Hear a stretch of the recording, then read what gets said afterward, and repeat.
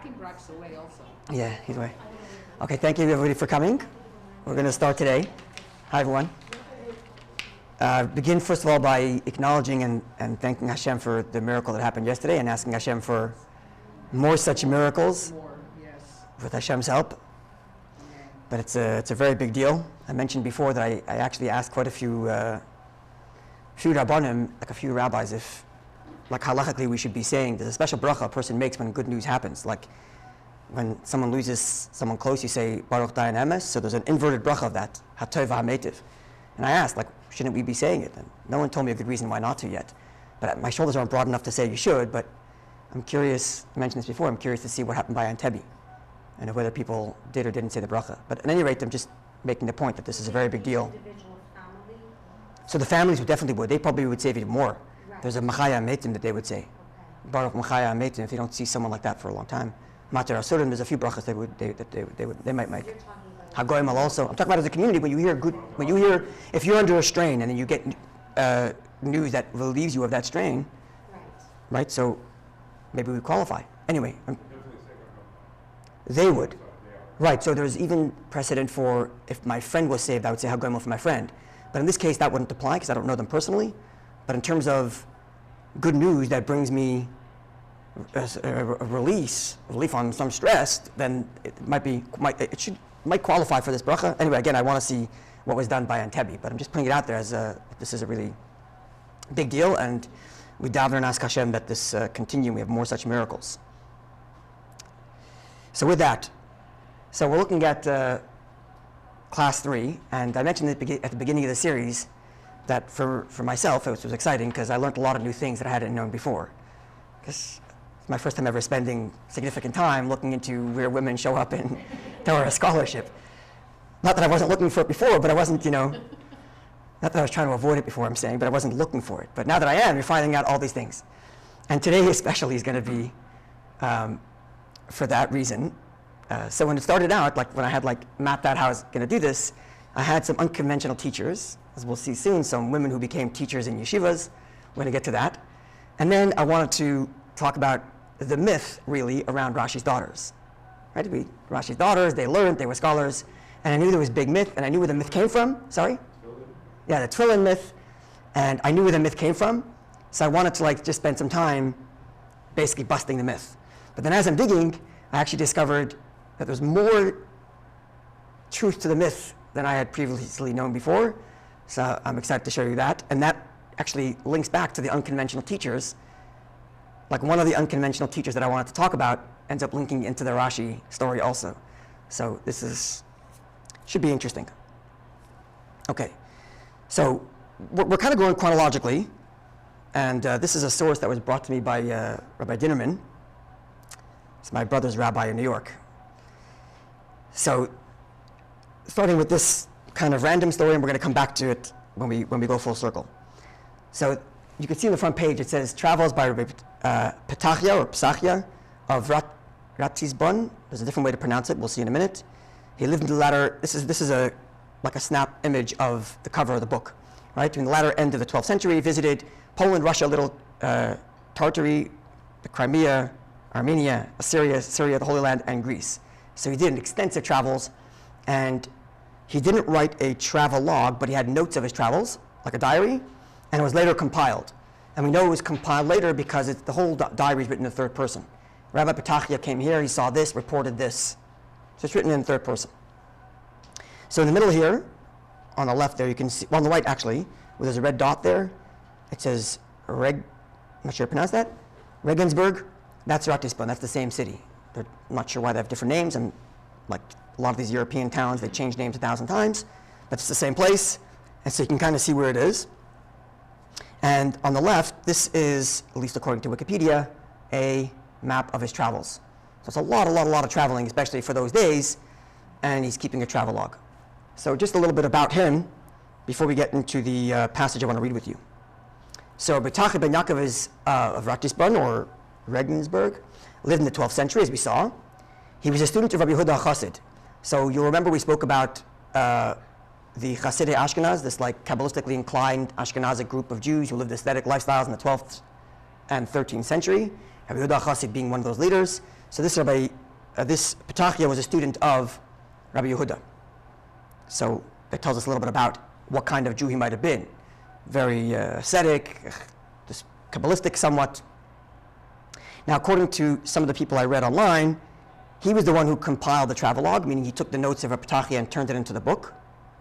And according to even some, he may have accompanied him on some of the journey. I haven't found any real hard evidence for that, but a lot of the reports about the reports say that. But I haven't seen anything. There's an indication in one of the notes that he writes, he says we or something, so maybe it could be that he was there. Anyway, so for a time he lived in Prague, and that's where his journey begins, starts in Prague. The years he travels are between 1170 and 1187.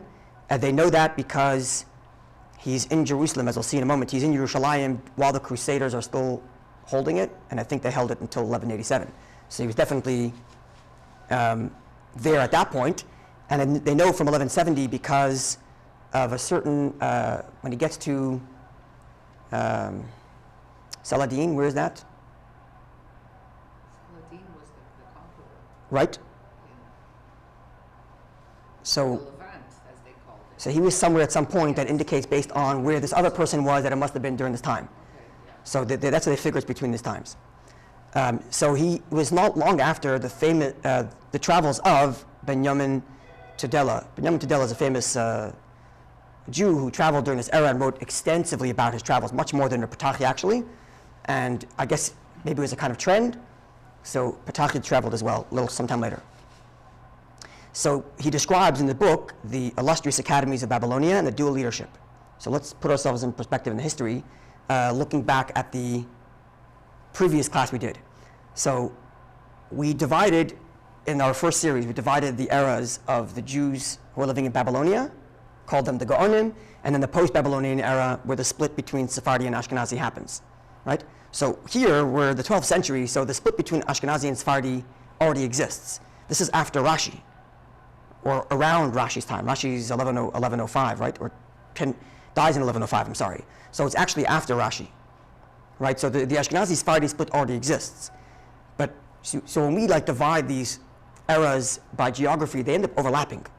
So even though there already is happening Jewish life in both the German countries of Ashkenaz and the Iberian Peninsula of Sfarad, it's already beginning to flourish and grow.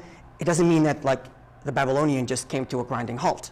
It's still going on. It's just the center of gravity is slowly shifting toward Europe. So even though there's major Jewish learning in Europe, but Babylonia as the dominant center of Torah learning hasn't existed for 150 years. So it was exciting news for those back in Europe to hear what's really going on there, right? That it's still hustling and bustling. Specifically, they still have the two offices. We spoke about this way back, that in Babylonia they had two offices. One was a political office appointed by the local king, and another was a spiritual office.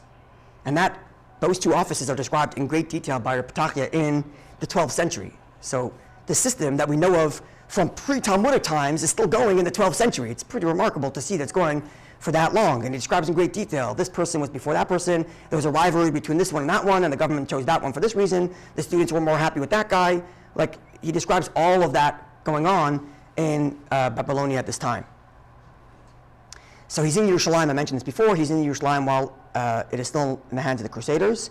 So it's a bit of a contrast. You can see Jerusalem is more in a lowly state in terms of Jewish spirituality, and Babylonia is flourishing. Certainly Europe is really flourishing now. Visiting the resting place of Tzaddikim plays a big part in his travels. So I mentioned he was a student of Rabbi Yehuda Chassid, Kabbalistically inclined, so that would follow his character. He's going to all these Kfarim, this is the first Kfarim tour. I'm kidding. And his brother, Yitzchak Halavan, Yitzchak means the white one. So either because he had blonde hair or white hair or something like that. He was a Tosafist and student of Rabbeinu Tam. Rabbeinu Tam being one of Rashi's son-in-law, whom we'll talk about, Rashi's grandson, I'm sorry, who we'll talk about soon. And this Reb Petachia is a brother of one of the bigger students of Rabbeinu Tam, part of the school of Tosafists. So he's a personality and he's traveling, learned, and he comes back with a report that's been nicely translated for us, which reads as follows. Yeah. He's a student of Rabbeinu Tam. His brother was a student of Rabbeinu Tam. Rabbeinu Tam is a grandson of Rashi. Yeah, Yeah, Rashi dies in 1104, right? So this is 60, 70 years later, right? Okay, 1104, 1105, remember. Okay, so here's the passage in Rabbi Petachia's diary relevant to us. A year before the arrival of Rabbi Petachia, so you see it's written in third person, Rabbi Daniel, the head of the captivity, died. So it's an awkward translation. Head of the captivity means he's the political leader. In the Hebrew, it's Rosh HaGola, the head of the exile, the head of the captivities, meaning the head of those who are in exile. So he's the political leader. So Rabbi Daniel died. He writes about him before. He is a higher authority than the head of the academy. That's the other office, the spiritual leader, right? Because the political office has the government's backing, so he's going to be in a higher position of authority than the spiritual leader whose backing comes from good classes, right? So they all possess a book of genealogy up to the founders of the tribe. Rabbi Daniel descends from the house of David. This is significant. The leaders of the exile, certainly in Talmudic time and even afterwards, saw themselves, and they were in many ways, an extension of the Davidic line. They were like the exiled throne, if you will. So these people who were leading these Jewish people would keep books, records of names of who their fathers were, who their fathers were. Some of these things still around. There's all kinds of talk about which ones are available and how authentic they are and so on. And maybe we'll talk about that also soon. But he's saying here that they all have these books, like these family heirlooms that record their genealogy going back to the founders of the tribes, meaning back to biblical times. So the monarch does not appoint a head of the captivity, save at the recommendation of the principal men amongst the Jews. So it's somewhat of a democratic system. The Jews got to put forth a recommendation, and the king chooses. There is no one eligible to be head of the captivity to replace Daniel, except the two princes of the house of David, two people who own such books that trace their lineage back. And some of the principal men prefer by David, and some are by Samuel. Some inner politics about who's going to be the next leader. They have not yet come to an understanding. They are both of the disciples of the wise. That's a direct translation of Talmud Chacham, scholars. Right? Talmud disciple, Chacham of the wise. Okay? Rabbi Daniel had no sons, only daughters. Rabbi Samuel had a book of genealogy along back as far as Samuel Haramasi, son of Elkanah. That's Samuel the prophet. So one going back to David and one going back to Samuel. He has no sons, but only one daughter. She is an expert in the scripture and the Talmud. She gives instructions in scripture to young men through a window. She herself is within the building, whilst the disciples below outside and do not see her. And she's giving classes and lectures that way. How cool is that? So it's a little awkward to be learning that way, but you should know he describes this in his book, as well as we know this from Talmudic sources, that in Babylonia their method of learning was through something called a meturgamon. Meturgamon means a translator. And the way it worked was the scholar kind of lived in his own quarters, and he would like learn deeply and delve deeply and would communicate to his interpreter, who would then communicate the message to the crowd. So the fact that there's like a in between is not so awkward. It's just a little more awkward because they don't even see her. So she's sitting here, there's a window, and they're all sitting down there, and I guess her classes were good enough that they would come listen, even though they can't see her. So that is certainly a very interesting description of a woman who made it to being a teacher in the Babylonian academy while they still have this whole system of the Rosh HaGola and the Rosh Yeshiva, the head of the exile, and the political office and the yeshiva office. And here's a woman giving shiurim essentially to the Bachrim, to the young boys who are learning in the yeshiva. This image, we're going to come back to it, of women teaching yeshiva students through like a window or through some sort of partition. We're going to see more of that. Okay, so before we get back to that, let's look at Rashi's daughters, the myths and the truths. Okay, so here's Rashi, 1040 to 1105. Torah, I'm not sure how to pronounce that, France. So just to simplify this little map here, because we're looking at Rashi's children.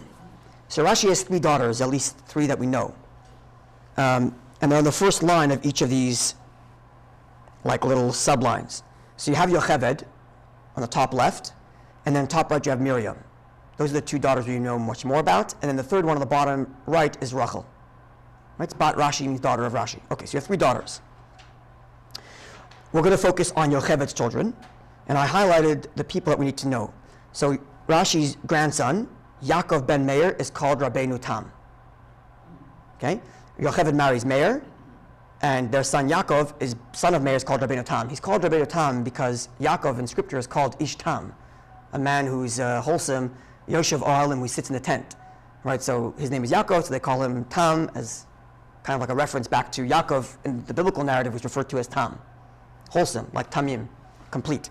Okay, so that's Rabbeinu Tam. There's another daughter here, Chana. That's a sister to Miriam. Okay?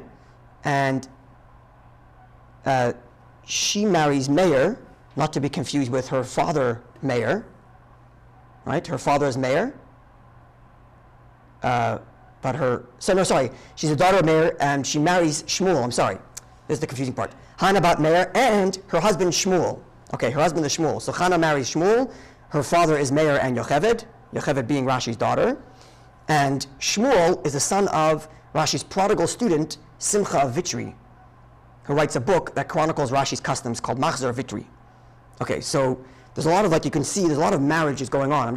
It's important to see this because, as we'll see going forward, there's a lot of marriages going on in which daughters marry students of their father, like Yocheved's marrying Meir, who's a student of Rashi. Her son becomes a student of her father, Rabbeinu Tam, and then her daughter marries the son of one of her father's students, right? Her daughter Hannah marries the son of her father's student, Simcha, whose son is Shmuel, right? And then I'm also highlighting it, Hannah's son, Yitzchak, who's called Ri Hazaken. Ri is Reish Yud, stands for Rabbi Yitzchak. He's going to be speaking to us soon. Okay, so this is what we're looking at. It seems to me, as we'll see soon, that they're actually missing a daughter on this list. And you'll see why I say that in a minute.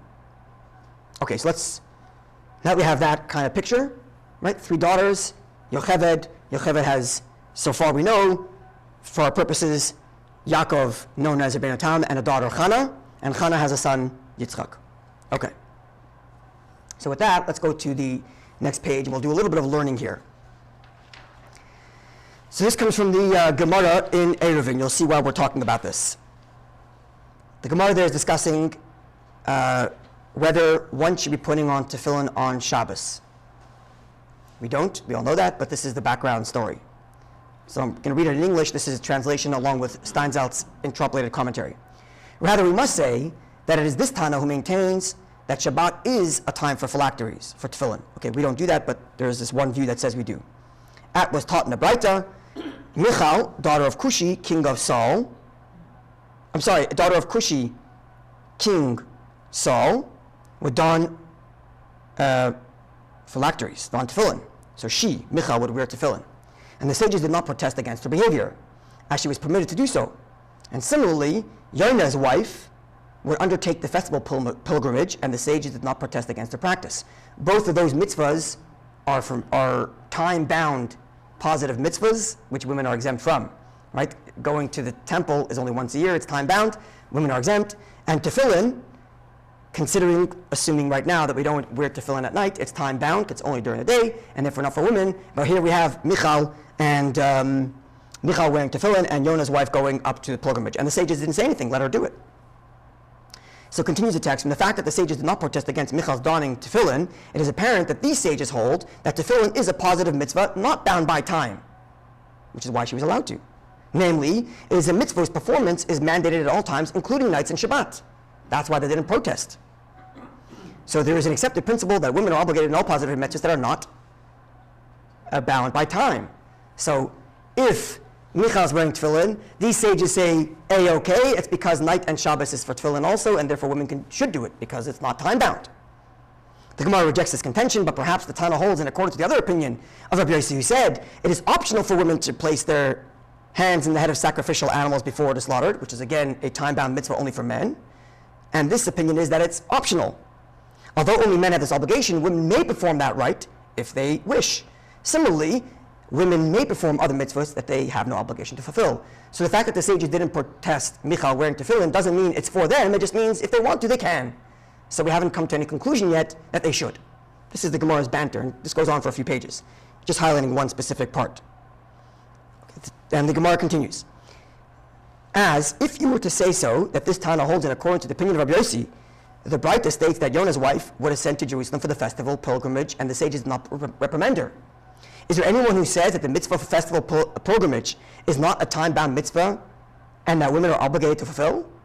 Of course this is time-bound. It's only on the holidays. So maybe you can conclude about tefillin that it's at night and Shabbat, and therefore not time-bound, and women should do it. But going up to the temple is certainly time-bound.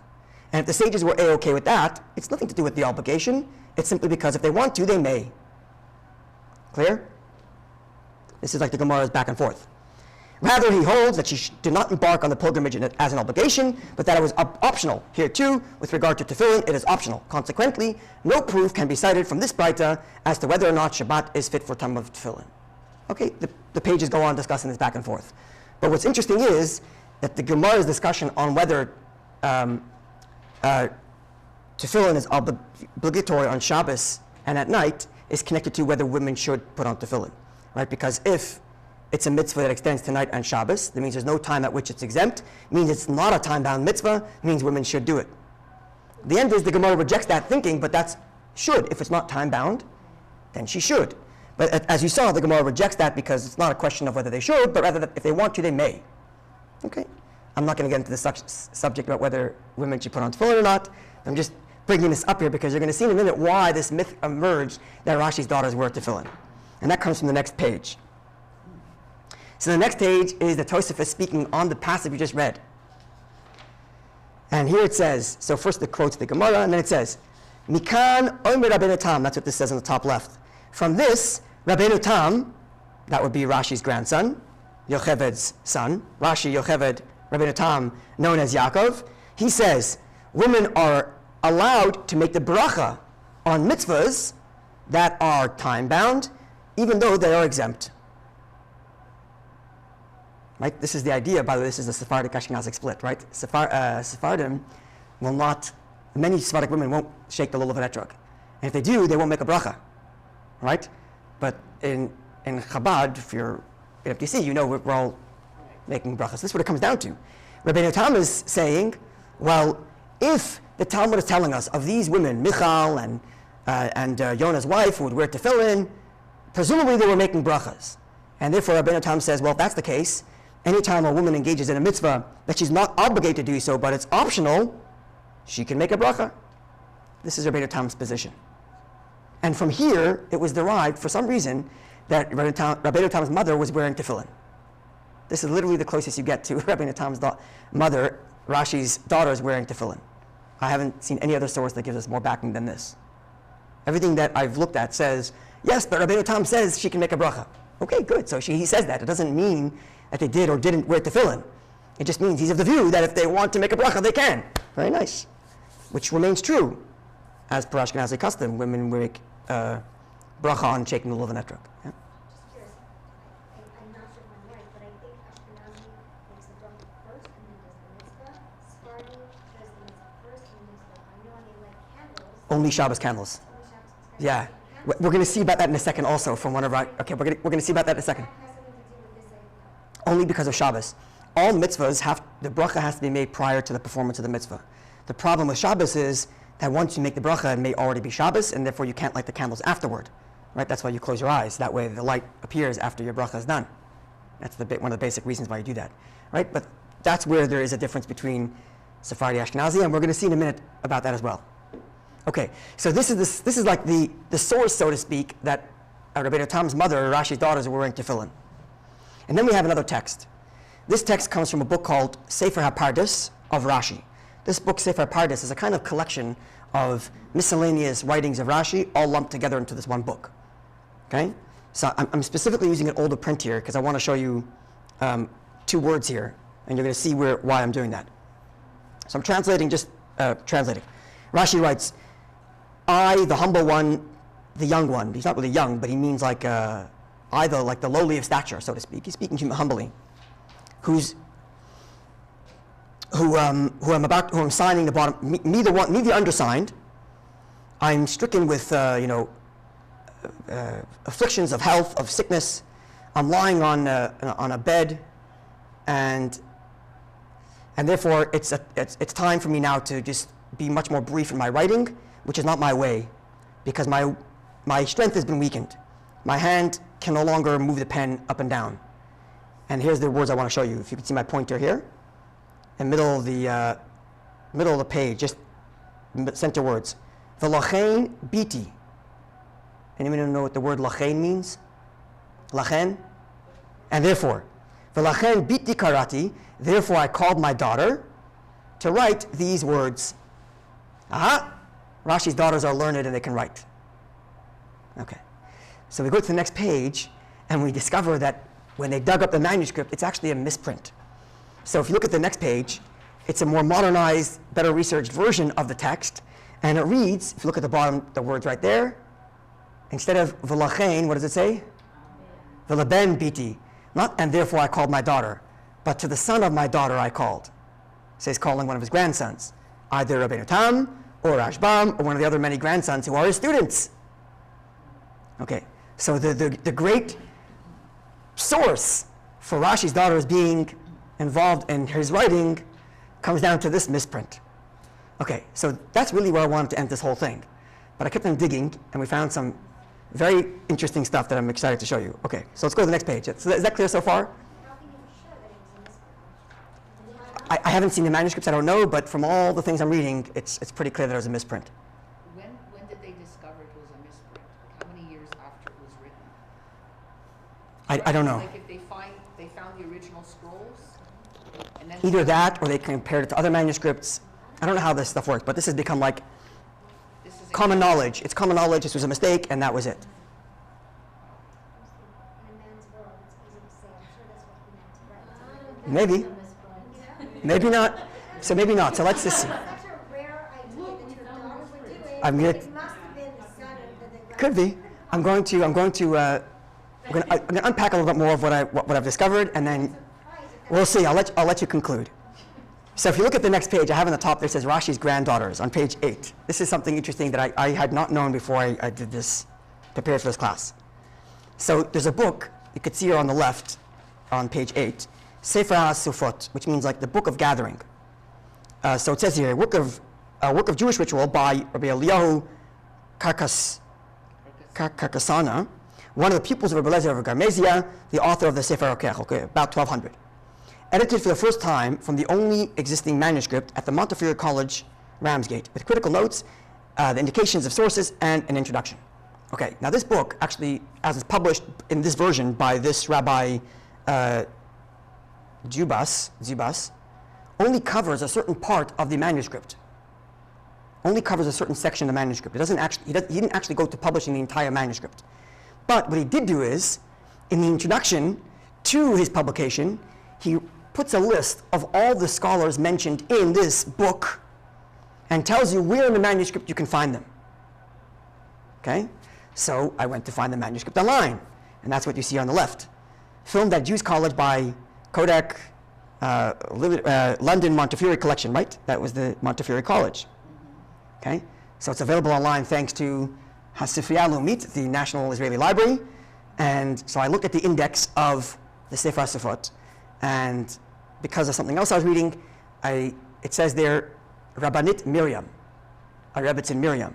Not a Mrs., which is how sometimes these women are referred to often in Jewish literature, Mrs. So-and-so. Here it's Rabbanit, which is it's an unusual title. And then it says it's on page XYZ of the manuscript. So I went online, found the page, and it's on the next page here, page 9. And I put a red dot, red arrow so you can see. It says, Shamati Rabbanit Chana, I heard that the Rabbanit Chana, not Mrs., as we'll see other documents that refer to women as Mrs. Here it's Rabbanit Chana. Achoto Sher Rabbi Yaakov, sister to Rabbi Yaakov, Yaakov being Rabbi Tam. This is the Chana, if you go back to page, where is it? Oops. If you go to page 4, that's the Chana I'm pointing at right there. Chana, son of Meir, brother of Rabbi Yaakov, Rabbi Tam, daughter to Shmuel, granddaughter to Simcha Vitri and Rashi. Sorry? Wife of Shmuel, that's right. So it says, Shamati Rabbanit Chana, I heard that the Rebbetzin, the Rabbanit Chana, sister of Rabbi Yaakov, Rabbi Tam, She would encourage the women,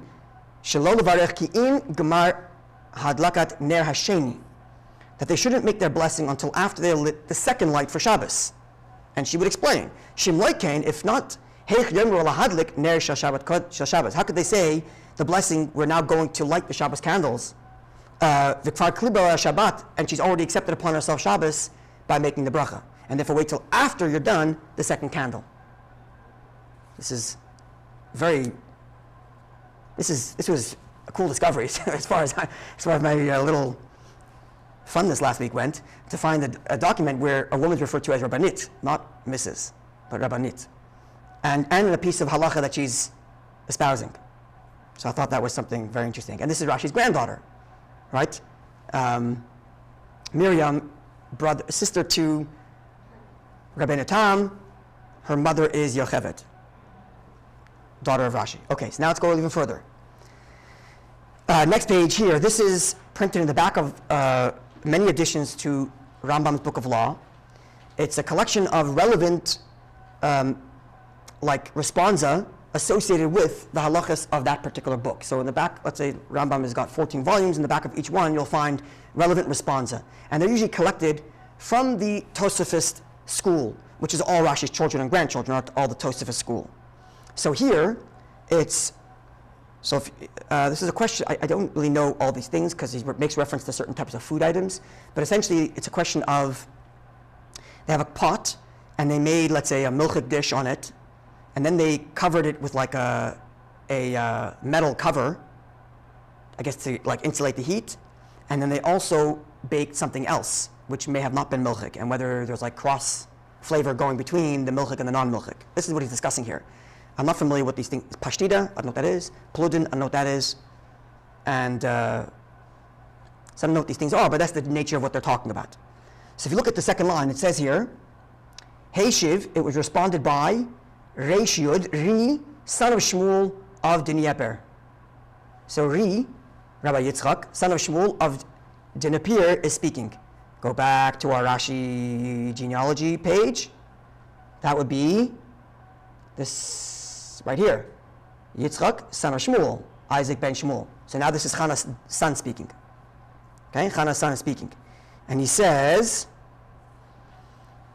I asked the widow of my uncle, Reish Yud, so his uncle would be Rabbeinu Tam, Chana's brother Rabbeinu Tam, known as Yaakov. So I asked his widow, my aunt, and she told me that her husband would never stop her from doing this. And that was okay. But she would kosher it in between. She would kosherize it in between by heating it up in a certain way. And the same thing is true in the house of Rabbi Meir, my grandfather, and in the house of Miriam, the daughter of Rashi. Miriam, the daughter of Rashi. He is the son of the daughter of Rashi. So who's Miriam, the daughter of Rashi? So you have to go back to the genealogy thing, and I think there's a person missing. So Rashi had three daughters, Yocheved, Miriam, and Rachel. Miriam doesn't have a daughter named Miriam. Right? We're looking for Rashi's daughter's daughter. Miriam doesn't have a daughter named Miriam. She's Miriam. Rachel, maybe. Or Yocheved has another daughter named Miriam. And now Yitzchak is quoting his aunt. Before he was quoting his aunt, who is the wife of Rabbeinu Tam, and now he's quoting another aunt who's not Rashi's granddaughter-in-law, but Rashi's granddaughter direct, also named Miriam. And he says, I discussed with her, and she told me that she was much more stringent about it, and she would do more of a deeper cleansing. But Miriam, my aunt, the wife of my uncle Rabbeinu Tam, she was more strict in another way. And he's quoting all of his different aunts, asking them what they would do and how they would do it. So which gives us further backing to this idea that even if none of these women are referred to as Rabbanit, as Chana was referred to as Rabbanit, but nonetheless, he's consulting with his aunts as like aunts, maybe even sister or cousin, as like authorities on what would be the proper way of doing it in the Rashi household. So clearly, in the Rashi household, the women are part of the Torah conversation. So if we have a Rabbanit Chana as a granddaughter, we have all the cousins and aunts being consulted on Jewish law, it's not a stretch to say that they knew what was going on. Clearly, they were obviously part of the conversation. Furthermore, in the next book, the next page, on page 11, this comes from that book, Machzor Vitri. Machzor Vitri, I mentioned, is this book, a diary that Rabbi Simcha, prodigal student of Rashi, writes, documenting Rashi's practices and collecting from what he knows. It's his son that married Chana, Rabbanit Chana. This is Rabbanit Chana's father-in-law, who is a prodigal student of Rashi. There's a lot of like interconnected marriages going on here. That became the school of the Tosafists, right? So he says like this. In the book of Rabbi Yitzchak, son of Menachem, this issue is not to be concerned with. And this is indeed the practice of his sister, Mrs. Bela, who would, in his name, tell the daughters of the city to make sure to clean their teeth out before they went to mikveh. So again, we're quoting, so this is not in Rashi's family directly, but it's somewhat linked to the Rashi house and the Tosafist house of school of thinking. To further add to that, so look at page 12. We're taking us back to class 1. When the Rebbe made his case for why women should be learning, the Rebbe said, and this is my translation, firstly, we find throughout history many righteous women who were proficient Torah scholars beginning in the times of the Mishnah and in the generations that followed. This is indeed the spirit in which my father-in-law, the Rebbe, educated his daughters. Okay, that's the statement. The Rebbe is saying you can't say it's forbidden for women to learn because we have precedent. Women have been learning. So on the right side, these are the footnotes in which the Rebbe sources these facts. The Rebbe making a statement. In general, the Rebbe's writings are heavily annotated. Every line the Rebbe says is sourced. Every. Like, the Rebbe was like famous that if he quoted the word Bereshit bara Elokim, he would put a star that says Genesis 1:1. I mean, everybody knows where it's from, but the Rebbe would put it in there. Everything has to have a source. This was the Rebbe's thing. So the Rebbe, he's making a statement that women throughout history would learn, so he's going to source it. So on the right side, we have those sources. So let's look at footnote 29. And the Rebbe writes, for example, Beruria, daughter of Rabbi Chanina ben Tradion and wife of Rabbi Meir. We learned about her last week. And then in footnote 30, the Rebbe tells us to look at 4 sources. Okay? He tells us to look at a book called Shem HaGadolim, Re'ei Shem HaGadolim LaHachida. The Chida, the famous Chaim Yosef David Azulai, who was a bit of a historian, wrote a book called Shem HaGadolim, which is kind of like a biography on Jewish leaders throughout the ages. And he tells us to look up Marechet Reish, look up section Reish. At the end of section Reish, he has a section called Rabbanit. And he lists some of the Rabbanites who were throughout history. So the Rebbe says, go look there, you'll see some of the names. Okay, maybe we'll look at that next week. Second source the Rebbe tells us to look at is a book called Tashbitz. A third source comes from the Maharshal, and the fourth, She'eret Yosef. The She'eret Yosef we'll look at maybe in 2 weeks. Today we're going to look at source 3 and then go back to source 2. So Maharshal. Okay, so source 3 that they were telling us to look at to find women scholars. And let's go to the next page. Let's find out who the Maharshal is. So briefly, the Maharshal, one of the great sages of the 16th century. He's born in Poland in 1510, studied in the Lublin yeshiva headed by Rabbi Shalom Shachna. He was a fellow student of the Ramah being Rabbi Moshe Isserlis, the Ashkenazic glosses on the Code of Jewish Law we spoke about last time. They were colleagues and co-students. They studied together in yeshiva. He brought us the story of the Maharam's refusal to be redeemed from captivity. We spoke about this way back when, the Maharam of Rottenburg, who was famously held for ransom and refused to be redeemed. That story comes from the Maharshal. Anyway, all to say that he has some history in his writings as well. Just after occupying several other rabbinical positions, Rabbi Shlomo, the Maharshal, Rabbi Shlomo Luria, would eventually head the Lublin yeshiva. I think he even opened his own, if I'm not mistaken. He was an outspoken leader, halachic decider, and prolific writer. He got into scuffles with here, there, and the other because he stood his ground. Okay, the picture's here. In the middle is his tomb, the old one and the renovated one. And on the right is a picture of the Maharshal's synagogue in Lublin. And the left is the interior of that synagogue, which today there's no longer, the Nazis destroyed that. He died in 1573. Okay, So the Rebbe told us to look at the Maharshal's writing, responds to number 29, which is what we're looking at on page 14. Which is what the Rebbe Told us to look at to find women who have been scholars. Source 3 that the Rebbe told us to look at. So it says like this. When I was in the summer of the year Shin Mem Gimel, so that would be 5343. Okay, we're 5784. This is 5343. Someone could do the math, tell me the English date. I don't know. 1583. I think that would be right. No, because he died in 1573. Couldn't have been then. Mem would be 63 maybe. Anyway, so he says when I was there, for the summer I went back to my hometown, to the community of Vermaisia, and I went to go see how my father's doing, as well as to pay a debt, because when I was sick, I promised that I would visit my mother's resting place, Mrs. Yutlin, daughter of the famous Eliezer, who's buried in Vermais. I went back to go visit her as I promised I would.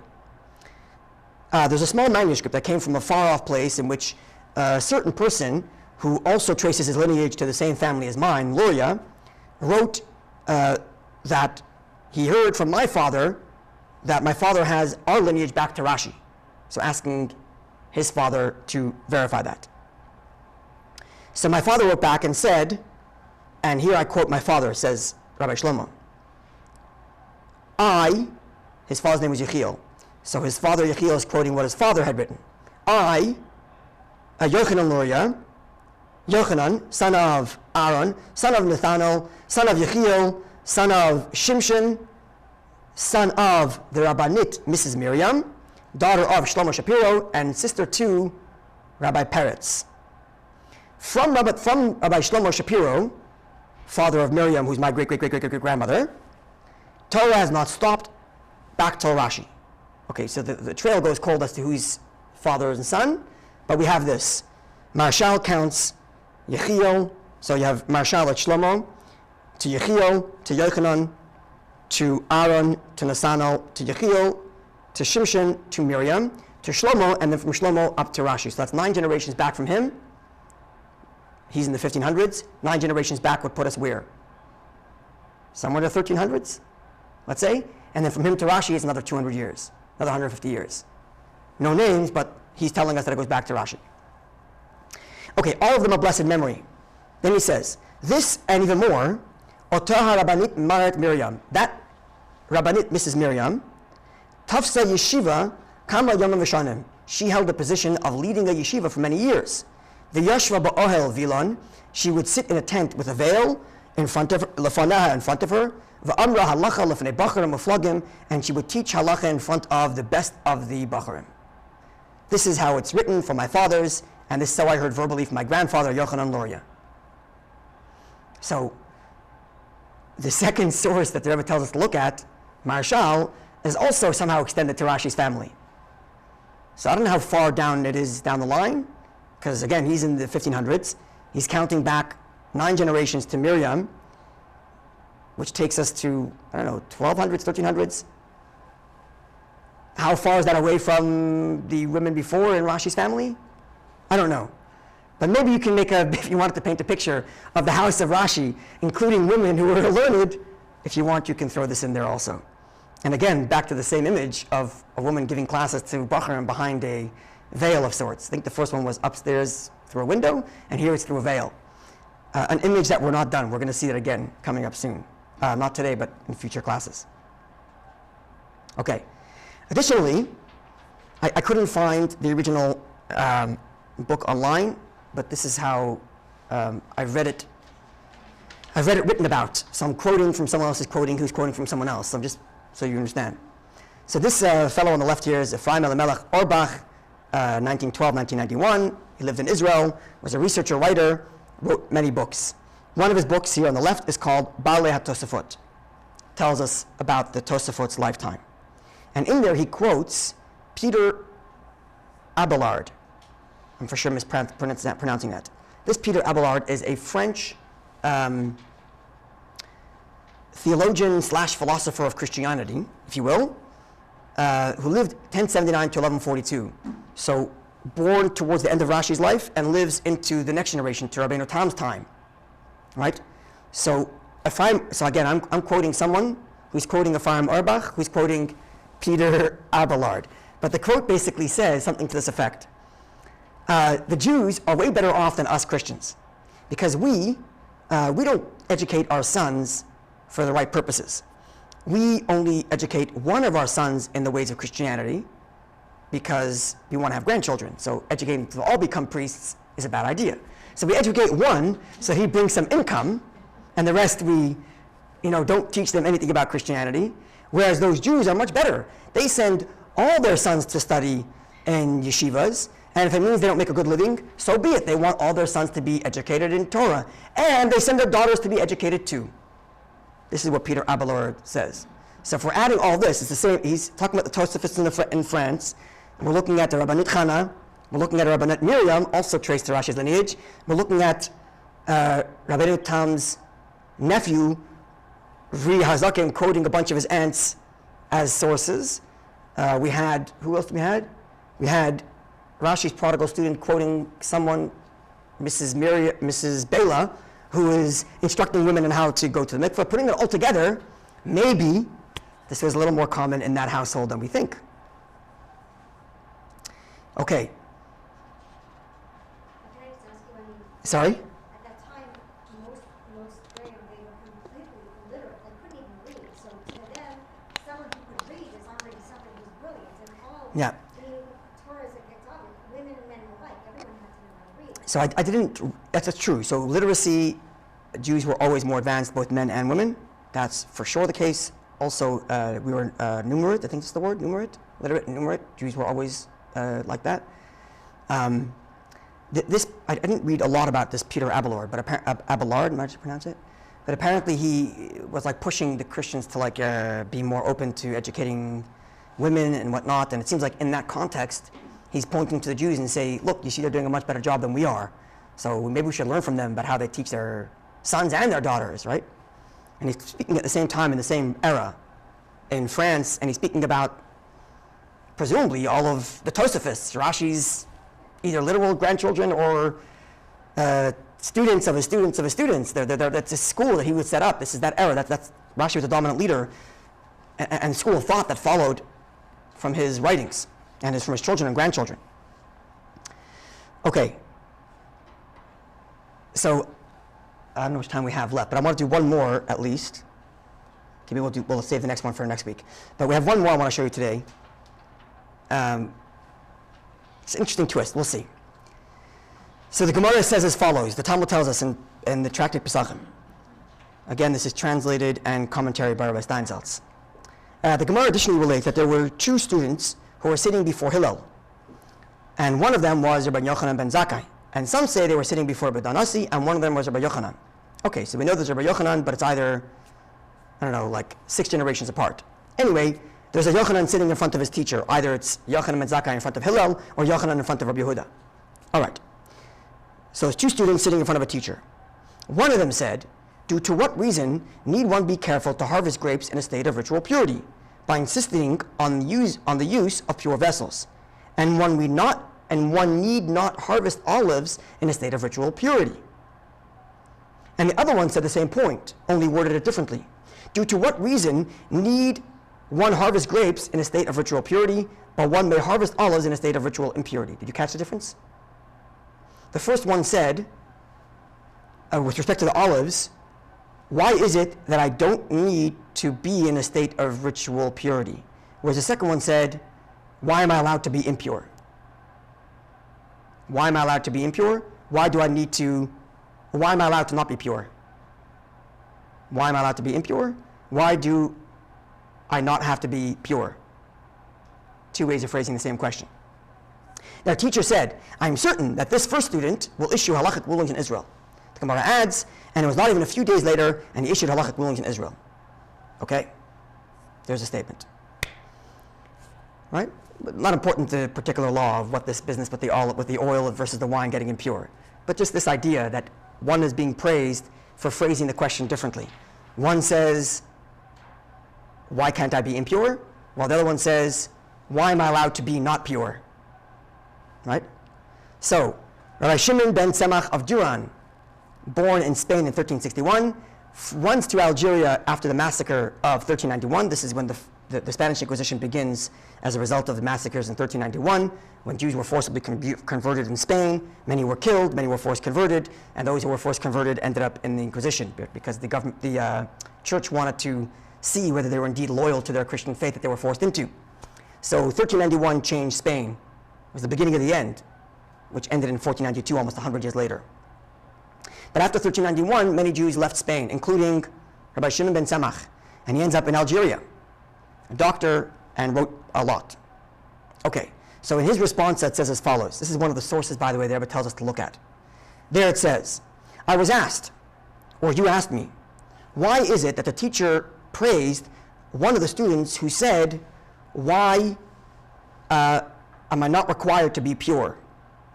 He should have praised the one who said, why can't I be impure? Because he spoke more briefly. And our sages teach us that one should always speak more briefly. So response, says Rabbi Shimon ben Tzemach of Duran. Good question. And there's many answers given. And Tosfot indeed tells us that we should reread, because of this question, Tosfot tells us to actually reread it, that he praised the one who was more brief. But, says Rabbi Shimon, I heard from my father, Rabbi Tzemach, who told me in the name of the Rabbanit, again that word, Rabbanit, who told me in the name of Rabbanit, wife of Yosef, son of Yochanan, who is the father of Rabbi Mattatya and the grandfather of Yochanan of our time. So we, says Rabbi Shimon, know a fellow named Yochanan. His father is Mattatya, and his mother is this woman I'm quoting right now, the wife of Yosef, mother of Mattatya, grandmother of Yochanan of our time. And she said, the reason why the sage praised the one who said, why do I not have to be pure? Because he spoke in a more clean language, even though he had to speak longer as a result. Because instead of invoking the word impurity, he said, why do I not have to be pure? Instead of saying, why can't I be impure? So by being more lengthy in his statement, he avoided using the word impurity, and that's why he was praised. Now, as for the fact that our sages tell us you have to be more brief in your speaking, this is only when teacher speaks to student. So that way the teacher is more concise and doesn't confuse the student. But a student who's asking a question of his teacher, it's much better for him to choose a more clean language. And it doesn't have to be short, because the teacher should be able to understand him, and the lengthy language of the student will not confuse the teacher. And this, says Rabbi Shimon, is a very good answer. So here we have another woman named Rabbanit, being referred to as a Rabbanit, and offering an answer to a question that's posed in the study hall. Okay, so who is this woman? So there's a little for here, thanks to the new editors of these books. And they tell us to look at a different response, to tell us about who might be this woman. Specifically, they're telling us about the Yochanan of their time, right? Because that's how he refers to her. He says, I heard from a certain woman who is the wife of Yosef, grandmother to, or grandparents to, the Yochanan that we all know. So the footnote 4 sends us to a different text which tells us about this Yochanan. Now, I was initially excited about this because Rabbi Shimon is in Algeria. And so far, all of our stories have been Ashkenazi. So presumably, he's from Spain going to Algeria. Presumably, we'll have some Sephardic women involved in the story. But unfortunately, when we went to the other text, and we read the other text, this is the source they tell us to read. This comes from Rivash. Lives at the same time as Rabbi Shimon, who's referred to as Tashbatz, right? Tashbatz is Tshuvot, Shimon ben Tzemach, like the responsa of Shimon son of Tzemach. So they live at the same time. They go through a very similar story. Rabbi Yitzchak Barshet is also born in Spain, also leaves as a result of the 1391 massacres, also ends up in Algeria, and actually, he came to Algeria after Rabbi Shimon did, and apparently there was some sort of little disagreement about who might be the leading halachic authority, but nonetheless. So this Rivash writes, he's posed with this amazing question. The Jewish community in France has appointed a specific rabbi, and Someone else is trying to break the ranks. He went to Germany and got one of the rabbis there to give him permission to be the leader, and now it's causing a whole split in the community, and they're saying that they have to listen to him, a whole kerfuffle between like this community leadership going on in France. So the Rivash supports the leader who's living in France, and it was appointed at the will of the community in France. So in doing so, he goes on this like lengthy praise of the current leader in France, and that is this Rabbi Yochanan.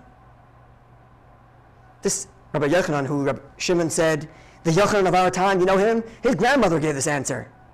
Well, it turns out that this Rabbi Yochanan is in France also. So if we're talking the year, the 1300s, and this is a grandmother, so it's a little bit earlier, it's very much similar to the time we spoke about before, maybe a little bit after, again in that same region.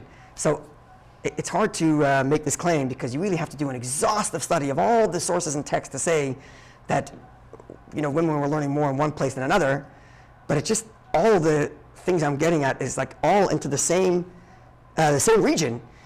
Spanned over 2 centuries, granted, because you're talking about Rashi's granddaughters in the mid-1100s, and we're fast-forwarding to the 1300s, and it's a grandmother, so maybe she's 1200s, I don't know. And we have this Christian guy saying that the women there are studying. So I don't know if a picture can be painted accordingly, but it's certainly very interesting. Do you have a few minutes? I want to cover one more. Okay, quickly. So we have here. It's gonna build almost into the same picture a little bit later. So we have a Jew named Rabbi Yisrael Isserlin. So just so you know, the name Isser is a Yiddishified nickname for Yisrael, like Izzy. So the Yiddishified version is Isser. So his name was Yisrael, and Isserlin was like his common name, or his nickname. Don't you have a brother, Isser? I do, but it became an actual name, Isser, but it originally was a nickname for Yisrael, kind of like an Izzy. Anyway, so Rabbi Yisrael, known as Isserlin, famous scholar, the undisputed leader of the Ashkenazic world, so I'll just go through his story quickly. He's born in 1391 in Sylvania. Actually, I saw some sources say he was born in Germany. I don't know, somewhere there. Sign of an illustrious rabbinic family. He studied from the Maharil. We met the Maharil, one of the great halachic authorities of Ashkenaz. He would become the leading rabbinic authority in Ashkenaz, meaning in the Northern Europe, like Germany and France. Frequently cited by Ramah, the codifier of Ashkenazic halacha in the Shulchan Aruch. He practiced what's called Kabbalah Masit. Kabbalah Masit means practical Kabbalah, which means he would, there's, not to get too far into this, but there's something called Kabbalah Unit, which means like philosophical Kabbalah, which I guess Hasidus would be more closer to that. And then you have something called Kabbalah Masit, which is like to write those amulets, that kind of thing. It's more like practical Kabbalah, like, to write words and letters and incantations that are supposed to have positive effect on the world. He was involved in that, and there are stories of all kinds of miracles that he performed. His mother and uncle, who he learned from, were victims of Gezerat Vienna in 1421.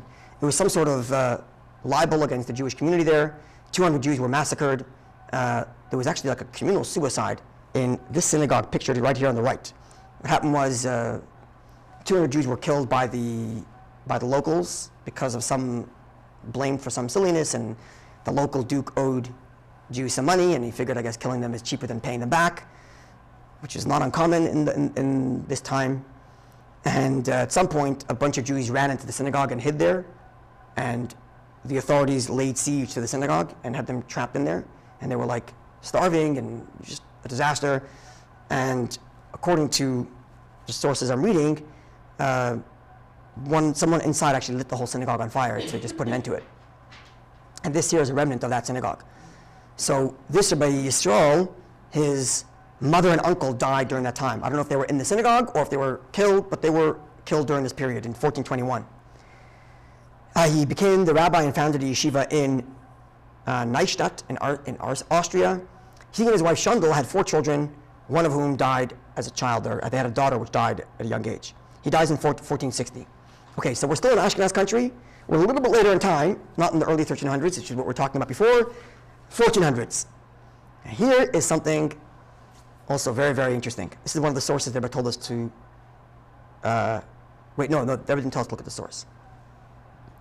Okay, so essentially, what you're looking here at the right is, for the Yiddish speakers, you can try, I couldn't. Gar vel guter Jud, Jur, die Muschen dir wären war. Wie du gnat bist.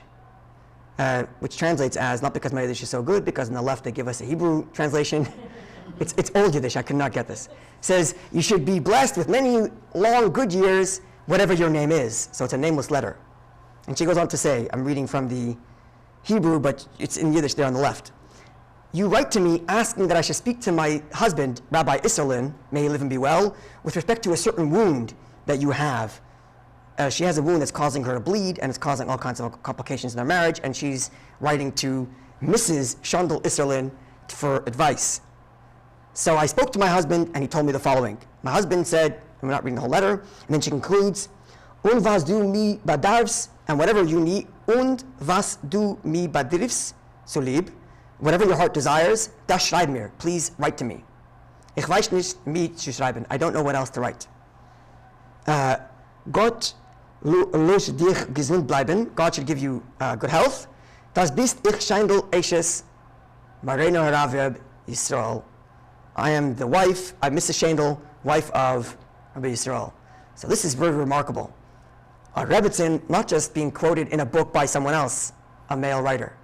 This is a woman writing a halachic responsa, printed and cited till this very day. That's pretty remarkable.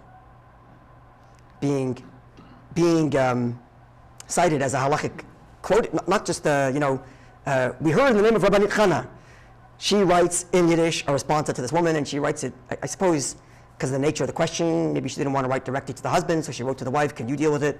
And she writes back with a whole list of advice of how she should take care of herself and be gentle, and nice, halachic and practical advice that she gives her. I'm just going to conclude with this, just so we don't get carried away in thinking that there was mass women education going on in France in the 1300s. It's clear that there was a lot of exceptions going on in this time. In Rashi's house, we saw a lot, right? This woman who was giving classes behind a veil, Rabbanit Chana, and all kinds of other things like that. But nonetheless, this is the Maharil, who we mentioned before. You can see here his years, 1360 to 1427, in the Rhineland, Germany, who, when asked the question about whether you should teach women, says, well, they've always learned at home from their mothers, that's good enough.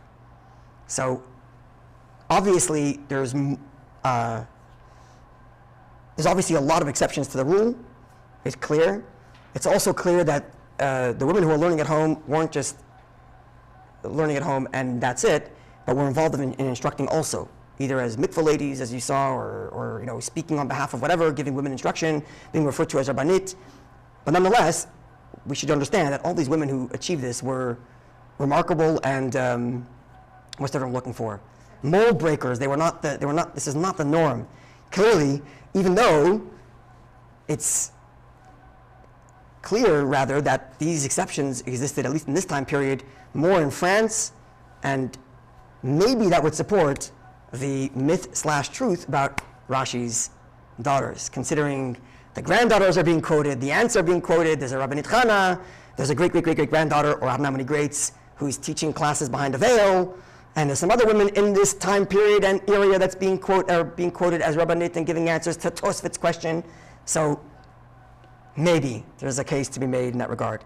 In any event, these are clearly very remarkable people, and very interesting, at least for me, to discover a lot of this. Thank you for listening, and God willing, we're going to go further down in history in the weeks to come.